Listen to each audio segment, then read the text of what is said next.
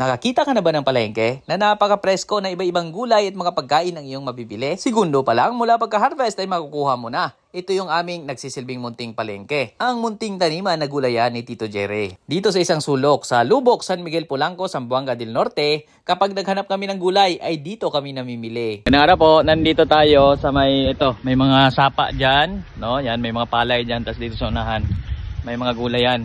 So ngayon, imbis na pumunta sa palengke, dito kami namimili. Madalas gustong-gusto natin na pag namili tayo ay napipili natin yung napaka-presko. Dito sa bukid bukod sa maaari tayong magtanim sa mga likod bahay natin, meron din ditong maraming nagtatanim ng maramihan na gulay. Katulad dito sa gulayan ng aking tsuhin, si Tito Jerry. Marami tayong nabibili dito ng mga gulay na maaari nating pang-ulam. Napaka-presko. Ito yung realidad na fresh harvest. Dahil ang mismong bibilhin mo ay dun mismo napipitas kapag dito ka dumirekta sa kanyang mga taniman. Kaya dito ay sinasakto rin namin kung kailan si Tito mag-harvest. At dito ay bumababa kami para dito na rin mamili. Pero siya rin naman ay naglalako, wherein dito sa mga halamanan niya na hindi naman ganun kalaki, siya ay minsay kumikita ng napakaganda rito. Higit pa sa minimum ang kanyang kinikita mula sa pagbebenta ng mga gulay niya. Dahil mula pa lang sa kanyang pag-harvest dito, pagkatapos ito ay kanyang nilalako, gamit ang kanyang motorsiklo, nakakabenta siya na higit pa sa 800 piso. Ayon pa nga kay Tito Jerry, itong kanyang taniman ngayon ng mga gulay, dati ito ay palayan at dito ay nakaka-harvest siya ng nasa 10 sako ng palay.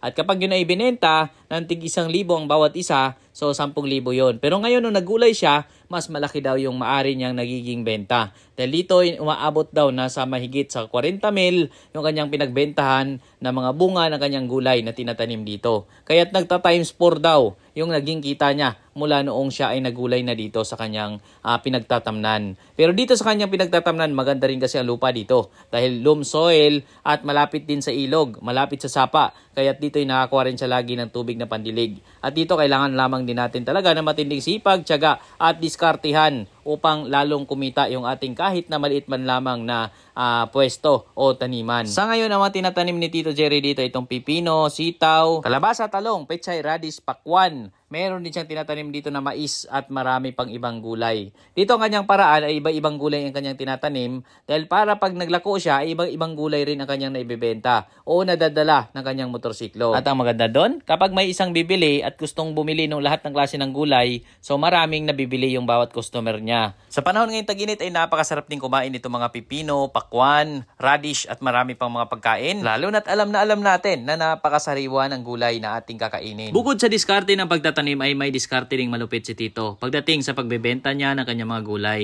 Kung kaya't hindi naging imposible sa kanya na kumita ng maganda dito sa kanyang pagtatanim. Kaya't dito ay nakahiligan niya rin. Actually, nung nauna, nagtanim din siya dito ng maraming mga sitaw at marami pang iba. Pero minsan nga lang, inaabot din ng baha itong area niya dahil ngay katabi ito ng sapa at mayroong mga palayan dyan na katabi. Pero tinutuloy-tuloy niya pa rin. Kapag ka inanod ng baha ay hindi siya sumusuko. Tuloy pa rin, tanim pa rin siya sa mga susunod na naman pagkatapos ng baha. Dito pa higit sa kumikita ka na. Ito ay nai-enjoy rin ni Tito ang kanyang pagtatanim dito. Kung kaya't kahit sa edad niya na senior citizen na, malakas ang pangatawan dahil yung mga napili niyang gawin ay yung hilig niya, passion niya, nai-enjoy niya lamang. At higit sa lahat, walang bisyo. At ang kanyang nagiging bisyo ay pagsasaka, pagtatanim, pag-alaga ng hayop o maging ang pagiging public servant. Dahil dati rin si Tito ang kagawad dito sa Barangay San Miguel, Polanco, Zamboanga del Norte. Dito nga pala kapag ikay dumirektang mamili dito, maganda po pwede na rin ikaw ang manguha ng mga bibilhin mo. At pagkatapos, yun na lamang ikikilo at malalaman mo na kung magkano ang bayarin mo. At ang good news pa dito, dahil nga direkta ka bumili dito, ay makakamura ka pa. Dito nga, kami rin ay nakakalibre. Ay, thank you nga pala Tito. Sa pichay at radish na nilibre mo. Pag uwi namin nito ay napakasarap na.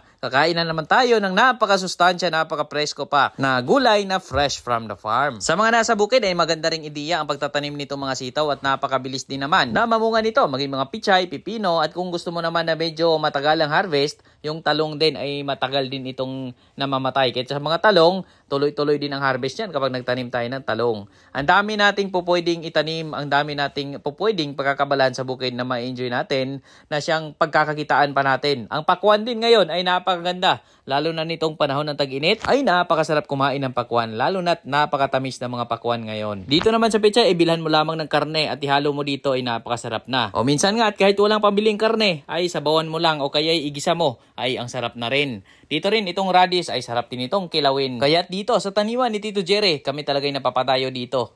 Dami naming po pwedeng mabili dito, napaka-presko. Pag napapadpad nga rin kami sa ganitong lugar ay ang dami kong nare-realize. Ang dami nating po pwedeng magawa pala. Hindi lamang doon sa aming focus ngayon na pag-alaga ng hayop, maging pagtatanim nito mga gulay ay po pwede rin pala nating gawin ito. Dahil tulad ng ginagawa ni Tito, naglalako ay maaari tayong kumita na araw-araw pa, maaari natin makuha agad yung kita natin. Kaya dito sa gulay, mabilis din ang benta, mabilis ang kita, kaya maganda rin itong maaari nating gawing pagkakabalahan. At kung marami naman, may space tayong maganda, pupwede rin nating gawing pang negosyo ito dito sa bukid. At dito rin sa mga pananim natin, kapag may mga reject dito, kung may mga alaga tayong native chicken, native pigs o mga pabo, ay kinakain din ng mga alaga natin yung mga reject nito. Yung mga native na baboy, pwede nating lutuin yung mga reject na gulay natin kapag hindi natin na ibenta. So, wala tayong maitatapon. Pero dito, sa mga halaman ni Tito Jerry, actually, wala siya talagang natatapon dito. Dahil minsan nga, sabi ni Tito, kapag naglako siya, ay kulang pa. Kaya sa ngayon, marami na rin siyang mga dagdag pang itinanim dito. No, sa ngayon, ang mga nakikita pa lamang natin, ito mga pipino,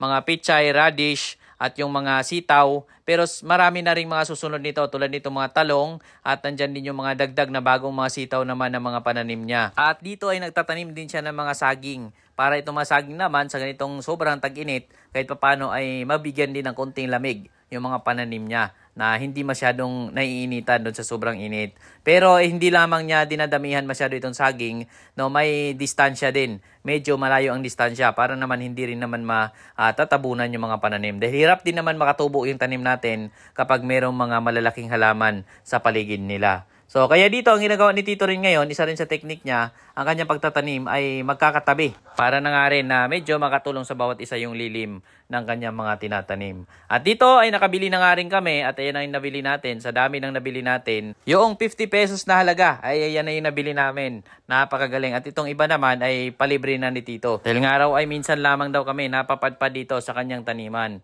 At ayun na nga, sa mga nais din bumili ay pwede rin kayong pumunta dito. Ang garden ni Tito ay ito'y katabi sa mismong kubo ni Lolo Pael.